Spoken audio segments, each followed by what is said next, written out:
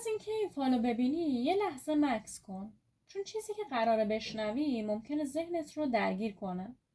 این ویدیو در مورد حرفهایی نیستش که بهت گفته شده، در مورد فکرهایی که هرگز اون شخص جرأت نکرده به زبون بیاره.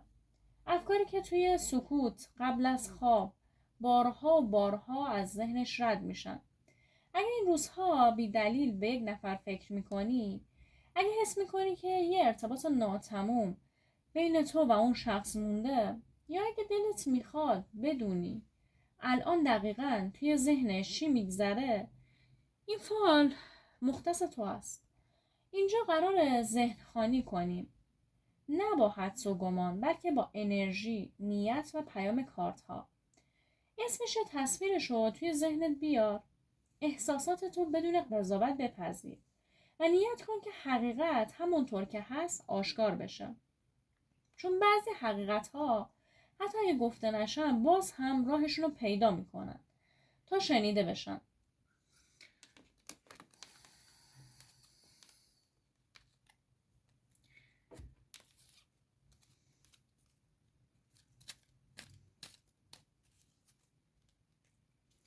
من امروز براتون از 2 دسته کارت میخوام کارت ها رو بر بزنم و بکشم. دسته اول و دسته دوم. دسته اول با تاروتمون هست و دسته دوم با اوراکلای احساسیمون.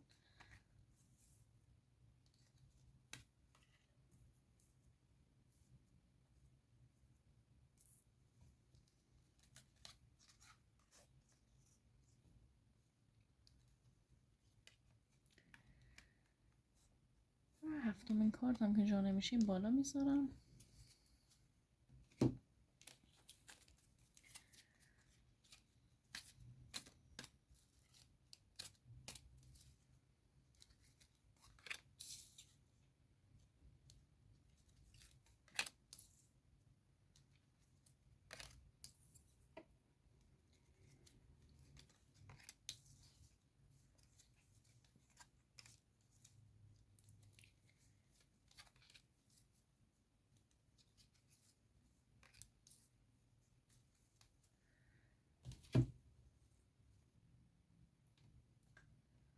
خب کارت ها رو میریم که با هم تفسیر کنیم.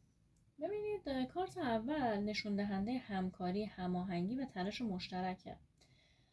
شخص احساسی تو ممکنه به رابطه نگاه حرفه‌ای یا منطقی هم داشته باشه، یعنی میخواد رابطه سالم و پایدار باشه. دارم میبینم که این کارت اینو داره نشون میده که اون به نحوی تلاش میکنه تا تو رو بهتر درک کنه و رابطه رو رشد بده. همچنین نشون دهنده ارزش قائل شدن برای مهارت‌ها و احساسات تو هستش. انگار شخص احساسی تو داره بی نهایت تو رو تحسین میکنه. ذهنش درگیر اینه که چگونه میتونه در کنار تو موفق باشه و رابطه رو به بهترین شکل پیش ببره. کار 5 سکه داره اینو به من میگه که یه سری احساسات کمبود و ناامنی رو داره نشون میده که این شخص داره.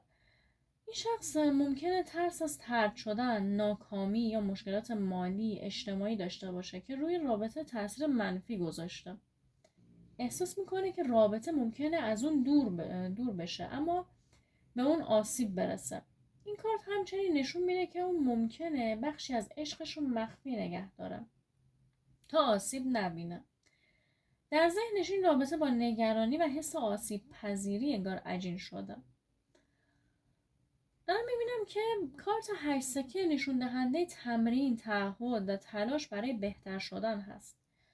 شخص احساسی تو در ذهنش این رابطه رو جدی میبینه و میخواد برای رشد اون و بهبود خودش زمان و انرژی بذاره. همچنین 8 سکه به این معنای که اون میخواد مهارت عاطفی و ارتباطیش رو انگار ارتقا بده تا بتونه عشق رو بهتر نشون بده بهت. نشون میده که ذهنش مشغول برنامه‌ریزی برای آینده رابطه هست. این کارت خیلی کارت مثبتیه و میگه که اون این نیت رو داره، حتی اگه ترس و تردید هم همراهش باشه، اما نیتش اینه که برای این رابطه تلاش کنه و صدش رو بذاره. ملکه جام نشون دهنده احساسات عمیق، محبت و همدلیه. اون نسبت به تو یک عشق واقعی و لطیف داره. کسی که دلش میخواد تو رو حمایت و محافظت کنه. اون ممکنه عاطفش رو به روش‌های غیر مستقیم بهت نشون بده و نه همیشه واضح بیان کنه بهت.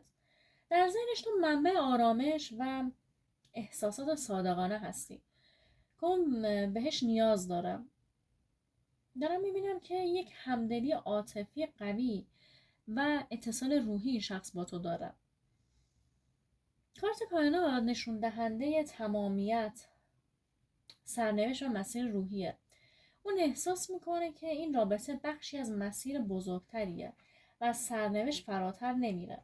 ذهنش به آینده نگاه میکنه و میخواد بدونه چگونه این رابطه به مرحله تکامل و پایان خوش برسه. همچنین ممکنه حس کنه که ارتباط شما باید متوازن و هماهنگ با اهداف روحیش باشه. این کارت نشون میده که اون عمیقاً به رابطه به عنوان چیزی معنادار داره نگاه میکنه، نه صرفاً گذرا. کارت 9 جام نشون دهنده رضایت احساسی و خوشحالی درونی این شخص هست. ذهنش پر از آرزوهای عاشقانه و امید به خوشبختی با تو هست. دارم میبینم استقلال، اعتماد به نفس و امنیت مالی و روحی این شخص داره بهش دست پیدا میکنه. اون در ذهنش میخواد هم عشق رو تجربه کنه، هم احساس استقلال و کنترل از زندگیش داشته باشه. و اینکه ترکیب این دوتا کارت 9 جام و 9 سکه به من اینو داره نشون میده که اون میخواد هم عاشق باشه، هم آزاد و هم خودکفا باشه. اون در ذهنش تصویر یک رابطه ایدئال و متعادل رو ساخته. این کارت ها همچنین نشونه رضایت از خودش و رابطه در آینده نزدیک هستش. در مورد اوراکل‌های احساسی دارم یک تغییر، یک اتفاق مهم در رابطه رو به زودی میبینم که داره رخ میده. انگار ذهن این شخص آماده حرکته و احتمال داره خبری یا حرفی که شوکه کننده باشه رو بیان کنه. انگار زمانبندی انرژی اون رو نشون میده. دیگه نمیخواد مخفی کاری داشته باشه نسبت به این ارتباط با تو. اون در ذهنش منتظر لحظه‌ای هستش که جرأت بیان احساسات واقعیش رو پیدا کنه. آماده باش که اتفاقی سریع و غیر منتظره در رابطت رخ بده با این شخص. کارت بعدی نشون دهنده صحبت صادقانه و رو در روه. ذهن کیس احساسی تو پر از احساسات واقعی و نیت‌هایی هستش که قبلا پنهان کرده بوده ولی قصد داره که بیان کنه. این مکالمه میتونه شوکه کننده و تکون دهنده باشه چون حقیقت‌ها رو آشکار میکنه. آماده باش که این گفتگو ممکنه پایه‌های رابطه رو تغییر بده. ذهن اون انتظار داره که تو با ذهن باز و بدون قضاوت به حرفاش انگار گوش بدی. اون ترس داره که سوء تفاهم یا قضاوت باعث بشه حقیقت بیان نشه. این کارت خیلی واضح میگه که صداقت و شفافیت برای اون اهمیت زیادی داره. اون نیاز داره که تو آماده باشی به احساساتش احترام بذاری، حتی اگه پیچیده یا گیج کننده باشن.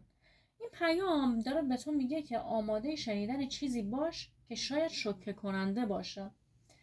اون میخواد تو بدونیم که عشق با اون امن هستش. ذهنش به دنبال اعتماد و اطمینانه و میخواد به تو احساس امنیت بده.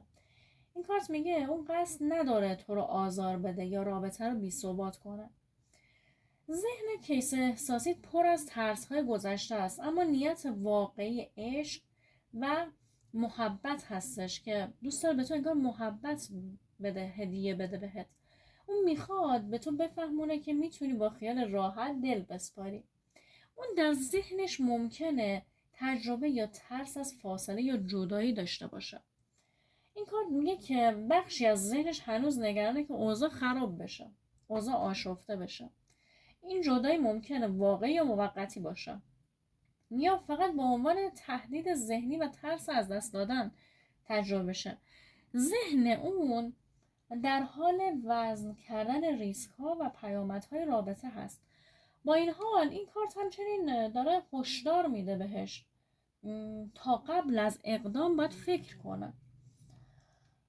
و ممکنه که اعتقادات یا ارزش‌های دینیش روی تصمیماتش و احساساتش تأثیر بذاره. ذهن اون انگار در حال ارزیابی تطابق اعتقادات با رابطه هم هست. این میتونه محدودیت یا چارچوبی برای رفتار افکارش ایجاد بکنه. اون نگرانه که رابطه با باورهاش مغایرت نداشته باشن. این کارت نشون میده که بخشی از ذهن اون همیشه در حال سنجش اخلاقی و روحیه. ذهن اون همچنان پر از جذابیت و تمایل به بازیگوشیه. اون ممکنه رفتار یا کلمات شیطنت آمیز و فریبنده رو از خودش نشون بده. این کارت خیلی واضح میگه که حتی با تمام احساسات عمیق اون میتونه لحظاتی شوخ‌طبع و جذاب باشه. این تمایل ذهنی انرژی عشق و علاقه اون رو زنده نگه میداره. ذهنش انگار به دنبال توازن بین جدیت و بازیگوشی هستش در این رابطه. این هم فال ذهنی شخص احساسی شما. همونطور که دیدیم احساساتش واقعی و عمیقه، اما ترس‌های گذشته و حتی باورهاش باعث میشن که همیشه واضح احساساتش رو بیان نکنه. حالا نوبت توه. تو کامنت ها برام بنویسی که کدوم کارت یا پیام اوراکل بیشتر حس شما رو تکون داد.